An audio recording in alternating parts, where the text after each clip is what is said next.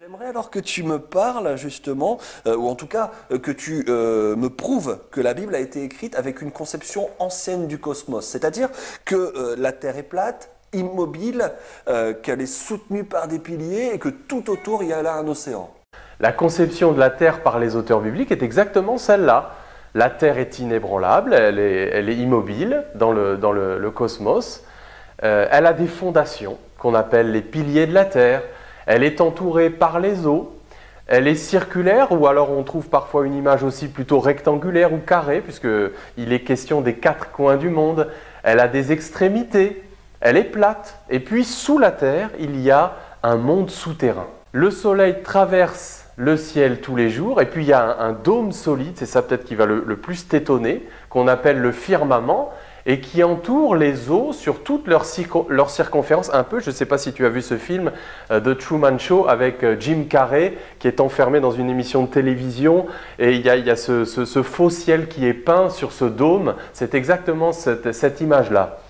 Le soleil, la lune, les étoiles qui ont été encastrés dans le firmament, donc ce dôme solide, et puis les cieux, qui sont séparés par ce dôme en deux régions, donc les cieux d'en bas, si on peut dire, avec l'atmosphère, et puis les cieux des cieux, hein, une expression que tu as certainement entendue dans la Bible, la demeure de Dieu et de ses anges. Et puis Dieu qui ouvre les écluses des cieux pour envoyer la pluie, parce que voilà, il y a cet océan qui est au-dessus du dôme, et les cieux eux-mêmes ont aussi des fondations et des extrémités. Il existe de très nombreux versets, voilà une liste qui va s'afficher avec des dizaines de versets qui vont prouver, on va rentrer dans les détails.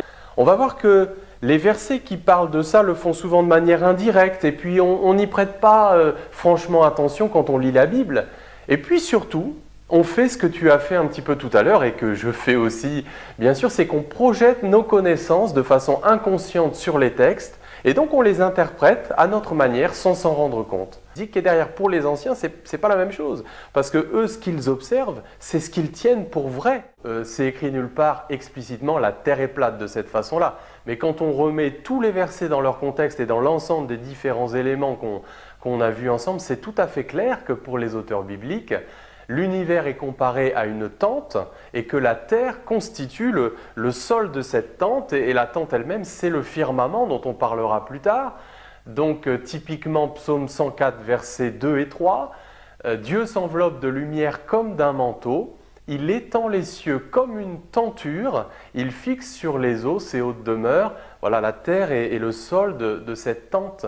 On a l'expression les extrémités de la terre qui revient plus de 50 fois. Et encore une fois, ça n'a aucun sens si la terre est sphérique pour les auteurs bibliques. Regarde ce verset d'Ésaïe, au chapitre 41 au verset 9. Donc, il est question de l'appel d'Abraham qui a été appelé par Dieu dans la ville d'Our en Chaldée, donc en Mésopotamie, près du golfe Persique. Voilà ce que dit ce verset.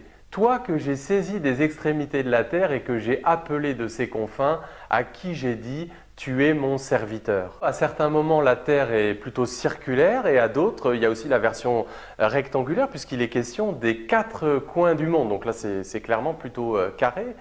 Alors par exemple, Proverbe 8, verset 27, « Lorsqu'il disposa les cieux, j'étais là, lorsqu'il traça un cercle à la surface de l'abîme. » Donc là, tu vois, c'est clairement une vision plutôt circulaire de la terre. Le mot « RS », donc qui signifie « terre » en hébreu, apparaît 2500 fois dans l'Ancien Testament.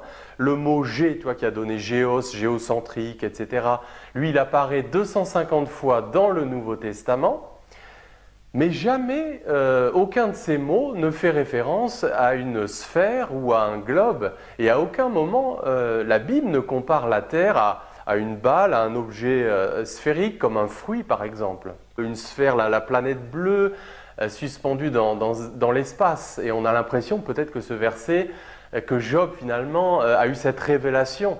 Mais en réalité non, parce que si tu replaces le verset dans son contexte, tu t'aperçois que pour Job, il avait vraiment cette vision d'une terre plate entourée par un océan. Donc par exemple les versets 10 et 11 font clairement référence aux fondations des cieux, dont on parlera plus tard, où il est question du firmament dans Job 37, verset 18, de la demeure de Dieu dans les cieux des cieux, Job 36, verset 29, des piliers de la terre à plusieurs reprises.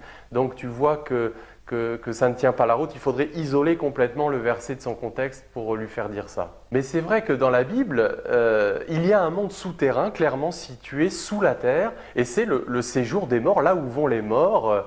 Alors c'est le mot Sheol qui apparaît dans l'Ancien Testament 65 fois, et qui est traduit donc par séjour des morts, donc clairement situé sous la terre.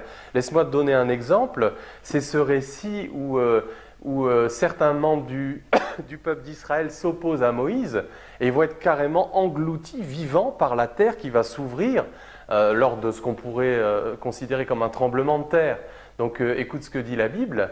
Donc Nombre 16, verset 32, « La terre ouvrit sa bouche et les engloutit, eux et leurs maisons, avec tous les gens de Corée et tous leurs biens. Ils descendirent vivants dans le séjour des morts, le Sheol, eux et tout ce qui leur appartenait, la terre les recouvrit et ils disparurent du milieu de l'assemblée. » Alors dans le Nouveau Testament, ce sont les mots Hadès ou Géhéna, la géhenne, l'enfer si tu veux, ce qu'on a parfois traduit par enfer, qui ont à peu près la même signification que le Sheol dans l'Ancien Testament. Et 10 fois sur les 20 fois que ces mots apparaissent, clairement, c'est un lieu physique situé sous la terre. Là aussi, laisse-moi te le montrer par quelques versets. Donc Philippiens 2, verset 10, « Afin qu'au nom de Jésus, tout genou fléchisse dans les cieux, sur la terre et sous la terre. » Donc là, tu vois encore, tu as la structure du monde en 3 parties, les cieux, la terre et sous la terre. Apocalypse 5, verset 13, « Et toutes les créatures dans le ciel, sur la terre et sous la terre, et sur la mer, et tous ceux qui s'y trouvent, je les entendis, qui disaient, etc. » Dans la bouche même de Jésus. Matthieu 11, verset 23, « Et toi, Capernaum, seras-tu élevé jusqu'au ciel? Non, tu seras abaissé jusqu'au séjour des morts. » Donc là, tu vois encore une référence à un lieu physique situé sous la terre.